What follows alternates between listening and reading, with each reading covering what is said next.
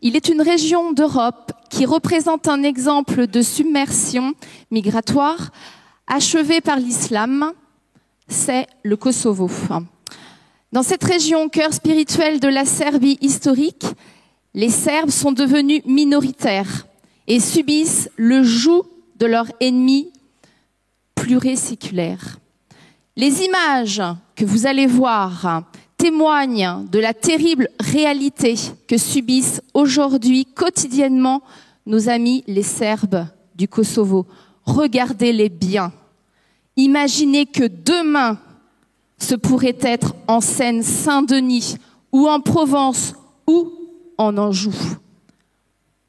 Et alors pour présenter et commenter cette vidéo et cette diaporama, donc nous avons appelé Thibaut Gibelin. Thibaut Gibelin appartient à une association humanitaire européenne qui tous les ans se rend sur le terrain au service et au soutien des Serbes de Bosnie et du Kosovo, des Serbes du Kosovo, pardon. Et donc nous allons lui demander de nous commenter le diaporama qu'il vous a préparé. Thibaut Gibelin, merci.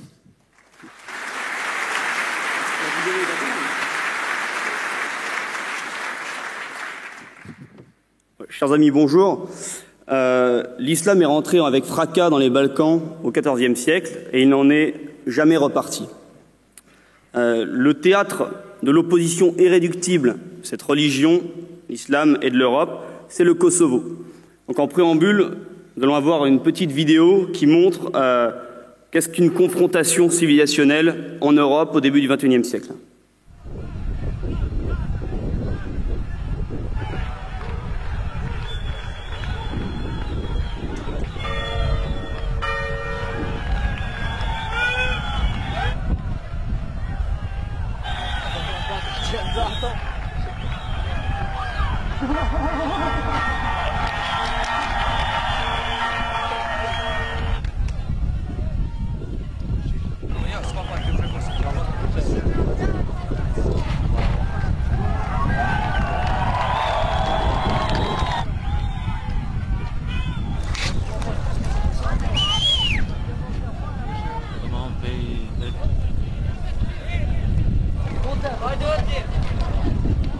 Voilà, des mouvements de foule, la destruction des monastères, c'est ce qui est arrivé au Kosovo au début de ce siècle.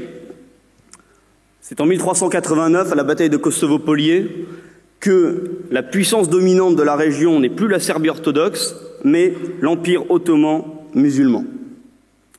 Alors pourquoi le Kosovo est le théâtre privilégié de cette lutte? Parce que c'était précisément le cœur de la nation serbe, un peu comme l'Île-de-France pour notre pays.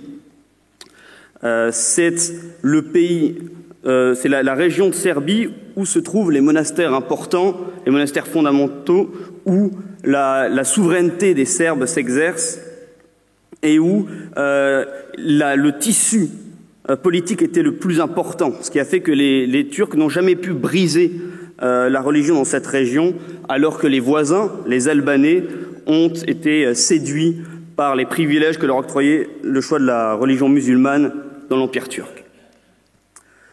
Pourquoi le Kosovo a-t-il été dépeuplé? Il a été dépeuplé sous la pression continuelle, siècle après siècle, de destruction, d'exode forcé. Mais cependant, au XVIIIe siècle, au début du XIXe siècle, les Serbes sont encore largement majoritaires. Le nouvel élément qui va rentrer en ligne de compte, c'est la Yougoslavie communiste, dirigée par le Croate Tito, qui va encourager l'immigration d'Albanais musulmans au Kosovo afin d'affaiblir la Serbie dans la Yougoslavie. La question du conflit entre islam et orthodoxie est particulièrement forte en Serbie. Vous voyez ces destructions, ces déprédations. En fait, elle oppose cette religion littérale du Coran à une église autocéphale serbe. Ça signifie qu'en Serbie, le christianisme s'est associé à la base à toute la culture nationale serbe pré-chrétienne et que, du fait du statut d'autonomie de l'Église serbe, les prélats et le clergé sont vraiment les cadres spirituels de la nation serbe.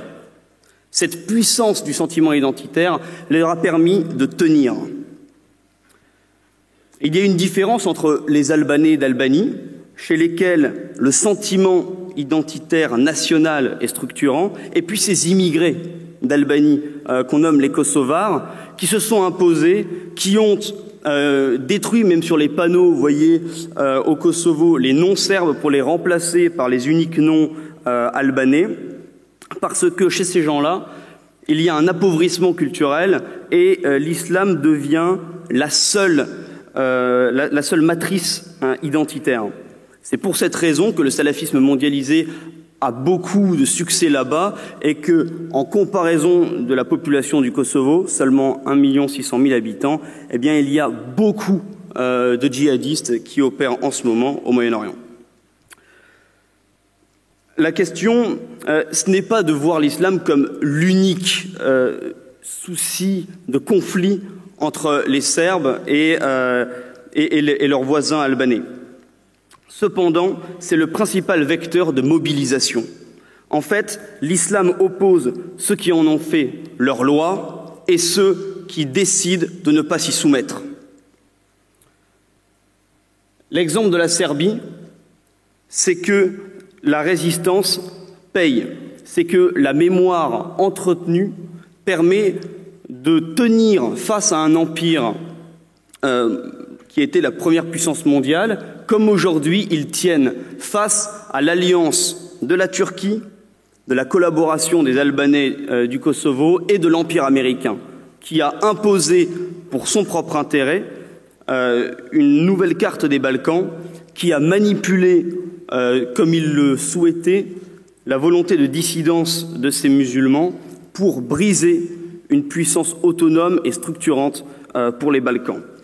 Alors pour nous, la Serbie, c'est un exemple parce que cette résistance victorieuse, c'est la résistance de la mémoire, c'est la résistance de l'organisation politique et culturelle contre le néant et contre l'oubli. Je vous remercie.